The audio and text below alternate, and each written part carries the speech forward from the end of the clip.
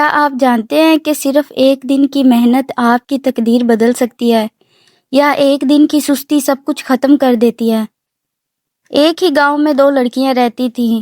ایک کا نام عائشہ تھا، دوسری کا نام مریم۔ عائشہ خوبصورت تھی مگر حد سے زیادہ آلسی تھی۔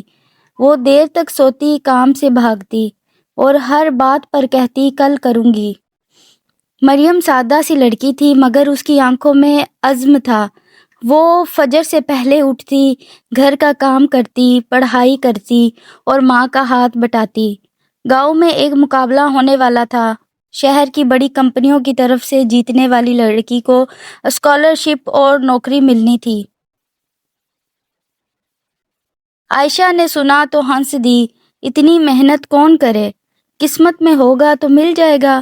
مریم نے خاموشی سے فارم فل کر دیا۔ ہر دن وہ تیاری کرتی رہی، رات گئے تک جاگتی رہی۔ ناکامی کا ڈر تھا مگر ہار ماننے کا خیال نہیں تھا۔ مقابلے کا دن آ گیا، سوال مشکل تھے، لوگ گھبرا گئے۔ عائشہ آدھے سوال چھوڑ کر باہر آ گئی، کہنے لگی میرے نصیب میں نہیں تھا۔ مریم نے آخری منٹ تک کوشش کی، پسینہ بہتا رہا، ہاتھ کانپتے رہے، مگر وہ ڈٹی رہی۔ کچھ دن بعد نتیجہ آیا، پورا گاؤں جمع تھا۔ اعلان ہوا، اس سال کی فاتح مریم۔ تالیاں بج اٹھیں۔ ماں کی آنکھوں میں آنسو تھے، فخر کے آنسو۔ عائشہ ایک کونے میں کھڑی تھی، خاموش۔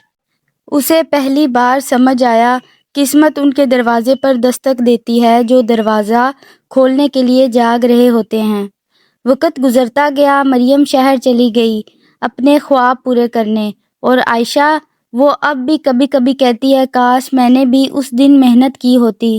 سبق سادہ ہے، آلسی لوگ خواب دیکھتے رہ جاتے ہیں، محنتی لوگ خواب بدل دیتے ہیں۔